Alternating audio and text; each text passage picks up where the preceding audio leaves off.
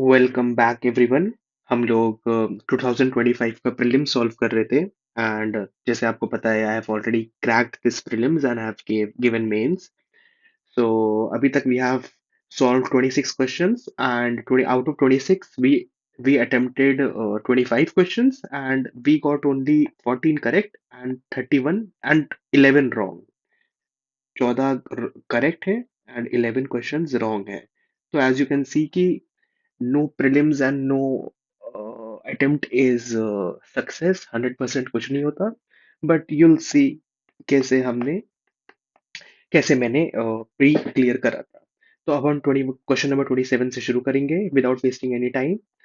So the question number 21 says an Adair in Siberia and Nome in Alaska are few kilometers from each other. But when people are waking up and getting set for breakfast in these cities, it would be different days। तो मैंने सोचा कि obviously आपको world map अगर आपने देख रखा है तो ये आपका ऐसे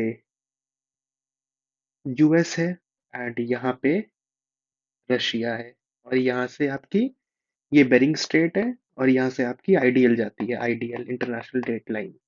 तो ये बोल रखा है कि अगर आप साइबेरिया में हो, साइबेरिया इज हेयर एंड अगर आप अलास्का में हो जो यहाँ पर है, इन दोनों के बीच में डिस्टेंस ज्यादा नहीं है, कुछ ही किलोमीटर है। बट आप अलग अगले अगले दिन होगे तो ऑब्वियसली आईडीएल जा रहा है, आपकी लाइन जा रही है तो अलग अलग दिन चल रहा होगा। तो obviously I consider this statement as correct. अब the next statement is question number B and the option of B and D are wrong. हमने इनको काट दिया क्योंकि अब अगर ये स्टेटमेंट सही है तो ऑब्वियसली क्वेश्चन ऑप्शन ए ही सही हो सकता है या दोनों सही होंगे। Now the second statement is when it is Monday in another it is Tuesday in Nome. तो अगर आपको ये समझना पड़ेगा, आइडियल अगर आपने ज्योग्राफी पढ़ी है तो आपको ये पता चलेगा कि यहाँ पे है ये वाला एरिया जो है ये फर्स्ट सनराइज होता है। अगर तो यहाँ पे अगर मंडे चल रहा है तो अगर आप इधर जा रहे होते हो विच मीन्स यूएसए, तो यहाँ संडे होगा, एक दिन पीछे चल रहा होता है। That is a very easy concept. आप ज्योग्राफी पढ़ोगे तो आपको समझ आएगा। तो अगर एनाडर जो एनाडर साइबेरिया में है, अगर यहाँ पर मंडे है तो यहाँ पे ट्यूसडे होगा। That is completely wrong. अगर यहाँ मंडे है तो यहाँ संडे होगा, क्योंकि यूएस का जो टाइम जोन है वो पीछे चलता है। यहाँ पे यूके है एंड यूके आपका ग्रीनविच यूके में है और यहाँ से 0 डिग्री होता है।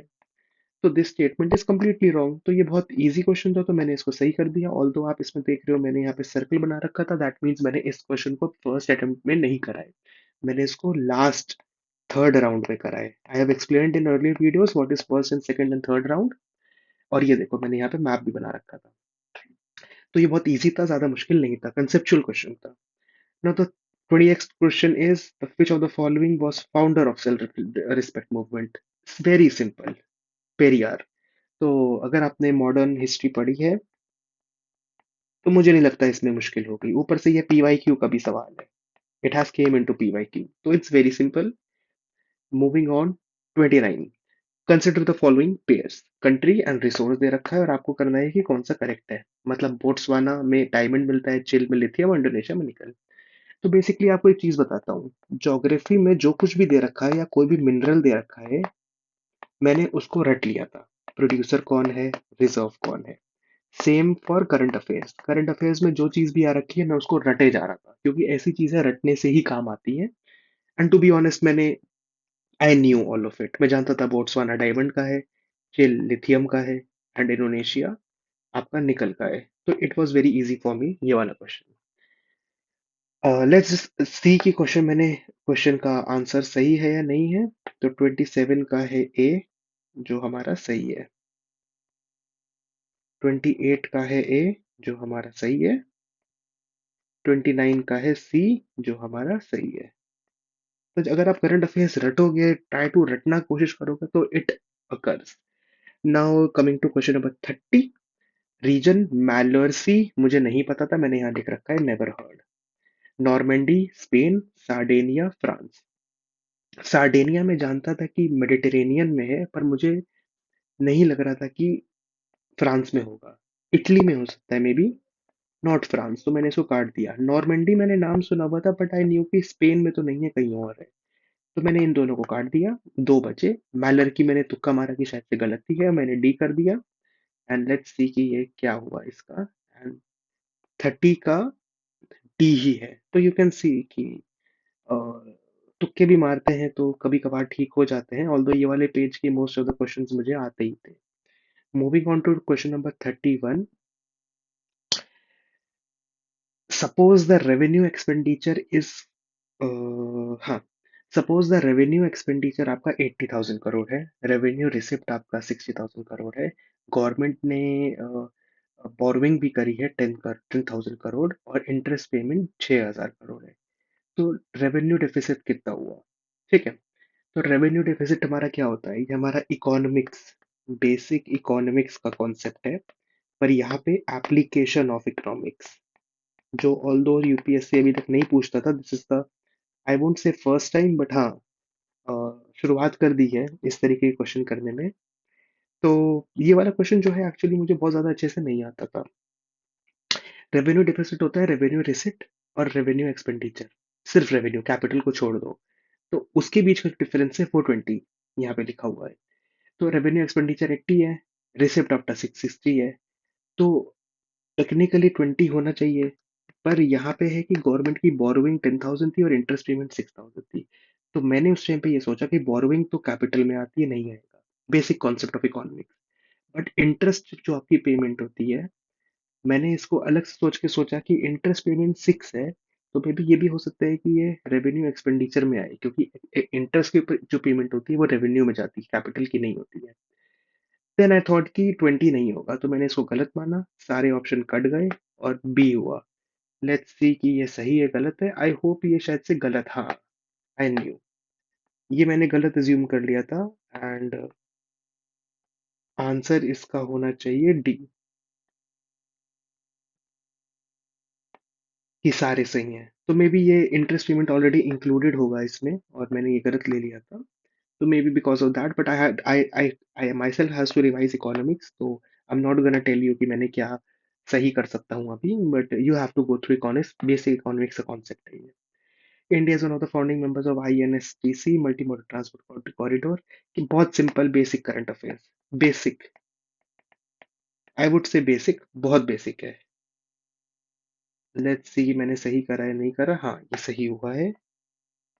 ऑल्दो मैं कंफ्यूज था ए और डी में, सही कर दिया मैंने। 33, two of the major ethanol producers in world, Brazil and USA है। The former produces more ethanol the latter, मतलब ब्राजील ज्यादा इथेनॉल प्रोड्यूस करता है लैटर के। To be honest, basic current affair. क्यों? ये दोनों हैं। यस। क्या ब्राजील ज्यादा करता है? नो। मैंने लिटरली बता रहा हूँ, मैंने रट्टा लगाया था, आई डिड रट्टा ऑफ दीज थिंग्स। तो मुझे पता था कि यूएस नंबर 1 है, ब्राजील नंबर 2 पे है। ये स्टेटमेंट गलत।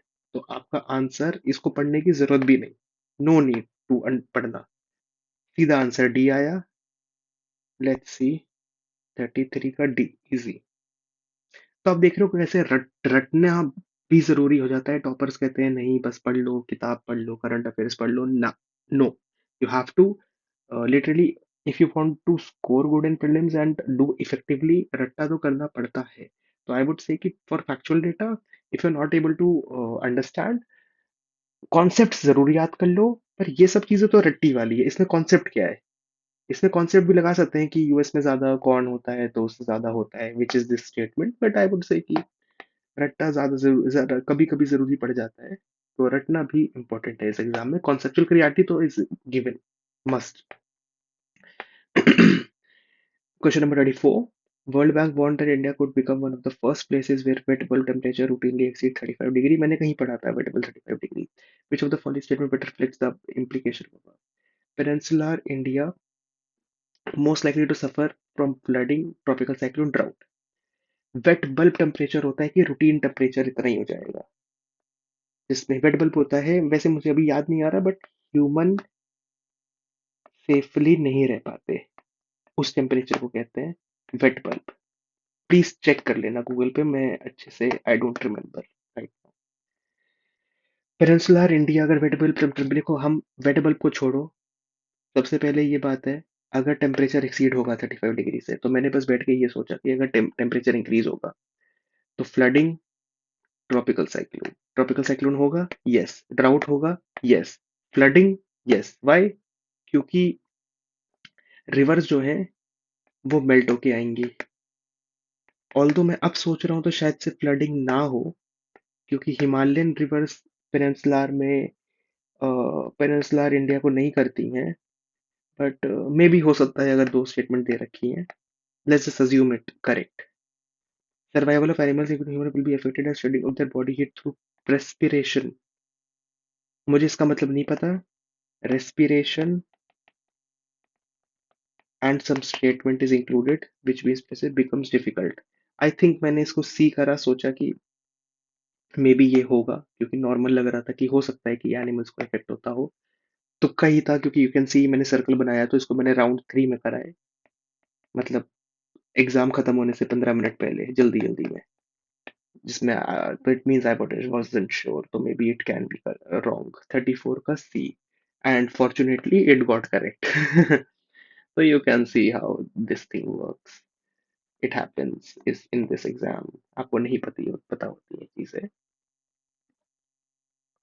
तो अब करेंगे हम क्वेश्चन नंबर 35। कंट्री का फिजिकल डेफिसिट आपका है 50,000 crore, receiving 10,000 crore non debt creating capital receipt. करना, बिना कर्जे की कैपिटल रिसिप्ट्स मिल रही हैं आपको। मतलब कर्जा नहीं है तो आपका क्या है, आपने कुछ बेचा है, you sold something. Receiving the countries interest liability आपका 1500। तो इंटरेस्ट लाइबिलिटी क्या होता है, revenue expenditure. Gross primary deficit. अब ग्रॉस प्राइमरी डिफिसिट क्या होगा? प्राइम डेफिसिट आपका ये 50 है, 50 के।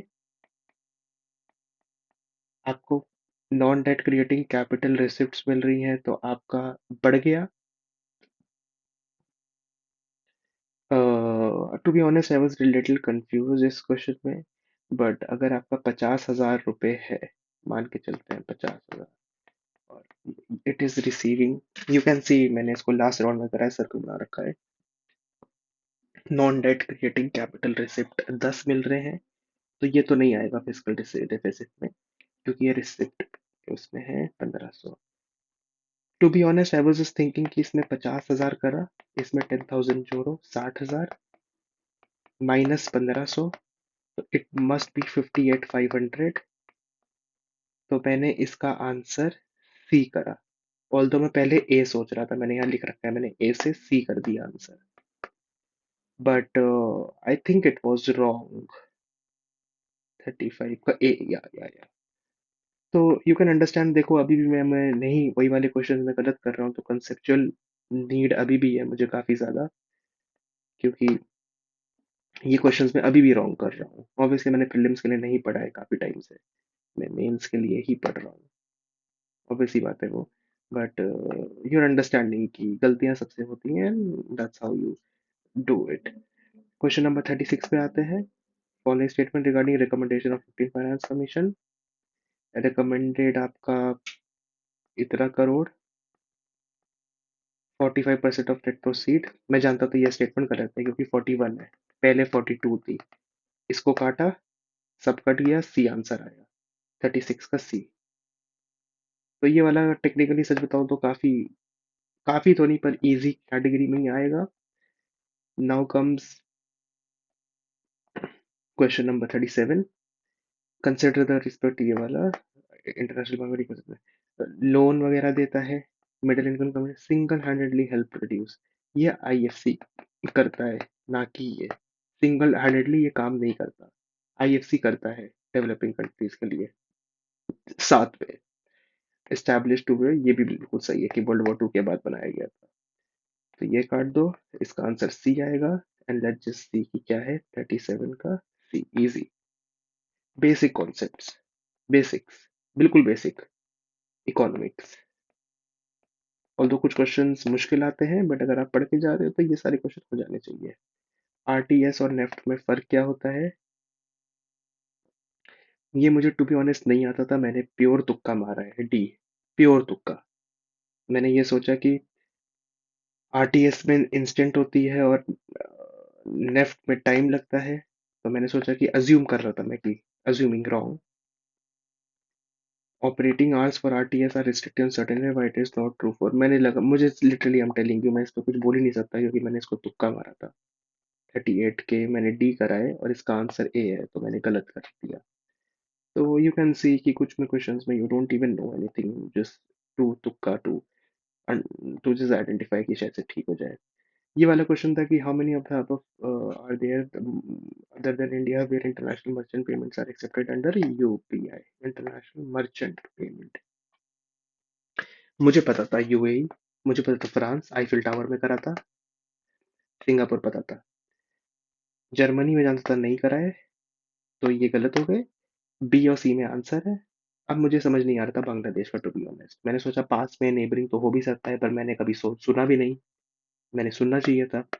तो मैंने एक तो ये सोचा कि शायद से बी है, ऊपर से 5-3 का रूल यू नो, 5 स्टेटमेंट है तो आंसर जनरली 3 करेक्ट होता है, तो मैंने बी कर दिया। एंड बाय दिस थिंग सही हो गया मेरा। तो यू कैन सी कि how to use tactics along with knowledge. And let's do the last question, question number 40. PM मुफ्त बिजली, it targets installation of 1 crore. मैंने इस क्वेश्चन को नहीं अटेम्प्ट किया, यू कैन सी मैंने लेफ्ट। लेट्स डू अभी चेक करते हैं कि मैं सही करता हूँ गलत। टारगेट करता है installation of 1 crore. 1 crore basic number है काफी, मे बी करेक्ट हो सकता है। In residential sector rooftop panel maybe correct हो सकता है, maybe. Aims to impart training installation grass root level पे मिनिस्ट्री करेगी, थोड़ा सा red flag. It aims to create more than 3 lakh skilled manpower through fresh skilling. To be honest 1 सही है, तो इसको काट दो। मेरे हिसाब से 1 सही होगी, 1 करोड़ हो सकता है, ऑल्दो ये 1.5 भी हो सकता है, बट लेट्स जस्ट अज्यूम 1 है। Renewable energy aims to impart training, grass root पे कैसे करेगी मिनिस्ट्री? एम करती है इम्पार्ट ट्रेनिंग, मे भी हो सकता है सही।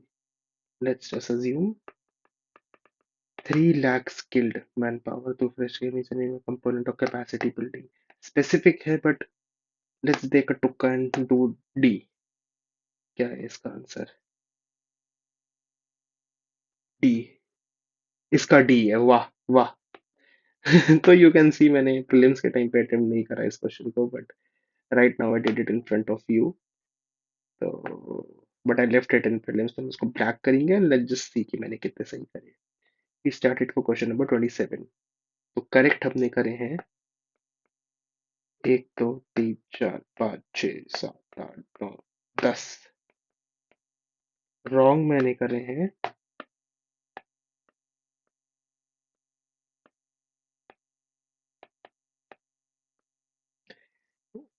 1 2 3, ओनली 3 इस बार।